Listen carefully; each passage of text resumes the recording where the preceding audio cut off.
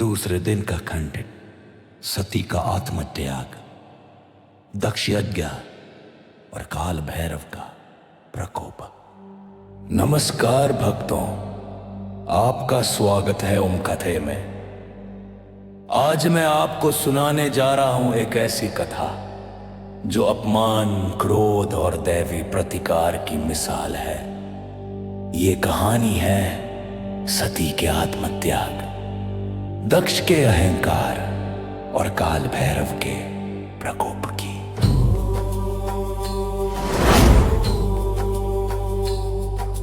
बहुत समय पहले हिमालय के राजा हिमवान और रानी मैना की पुत्री सती, जिनके हृदय में केवल और केवल भगवान शिव बसते थे। सती ने शिव को अपने पति के रूप में स्वीकार किया, लेकिन उनके पिता राजा दक्ष शिव को साधारण और वनवासी समझते थे।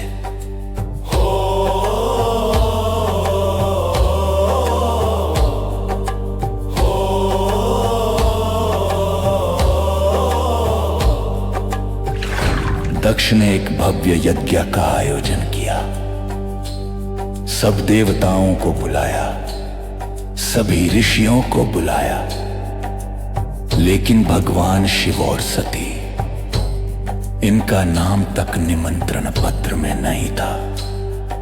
जब सती को पता चला, उन्होंने कहा, यह मेरे पिता का आयोजन है, मैं बिना बुलावे भी जाऊंगी।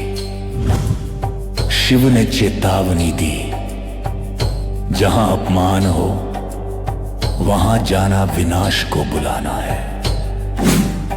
पर सती ने ना सुना और अकेली यज्ञ में पहुंची।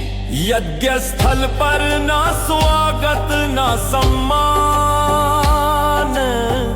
और फिर सबके सामने दक्ष ने शिव का अपमान किया। शिव जो त्रिलोक के स्वामी हैं, जिनके नाम से काल भी कांपता है, उनका अपमान। सती का चेहरा क्रोध और पीड़ा से लाल हो उठा। उन्होंने कहा, जिस शरीर ने मेरे स्वामी का अपमान सुना है, वह शरीर अब जीवित रहने योग्य नहीं। और वहीं योगाग्नि में अपने प्राण त्याग दिए। जब ये समाचार कैलाश पहुंचा, शिव का क्रोध प्रलय बन गया। उन्होंने जटाओं को पकड़कर जमीन पर पटका, और वहीं से प्रकट हुए वीरभद्र और भद्रकाली। परंतु शिव का क्रोध यहां थमा नहीं। उनके तीसरे नेत्र से एक अग्नि किरण निकली, और उससे जन्म हुआ काल भैरव का। काल भैरव मृत्यु के स्वामी समय के भी समय उनका स्वर गूंजा, जिसने महादेव का अपमान किया है उसका सर्वनाश होगा। काल भैरव ने यज्ञ में पहुंचते ही चारों ओर विनाश मचा दिया। उन्होंने दक्ष के सैनिकों को पल भर में भस्म कर दिया, और स्वयं यज्ञ मंडप में जाकर दक्ष का सिर अपने त्रिशूल से अलग कर दिया। देवताओं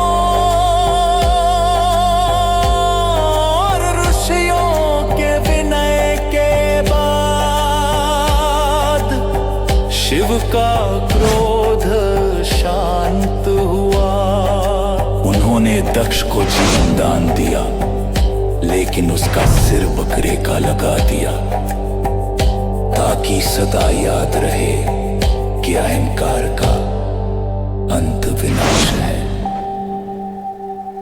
यह कथा हमें सिखाती है कि ईश्वर का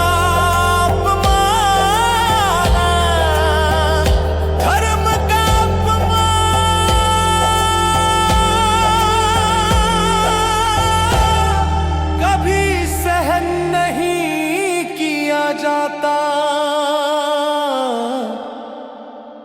भक्त का अपमान, गुरु का अपमान, विनाश को बुलाता है।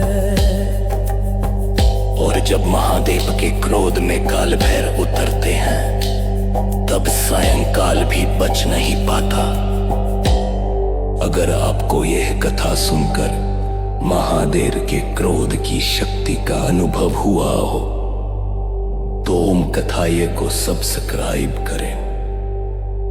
अगली बार एक और अद्भुत पौराणिक कथा के साथ मिलें।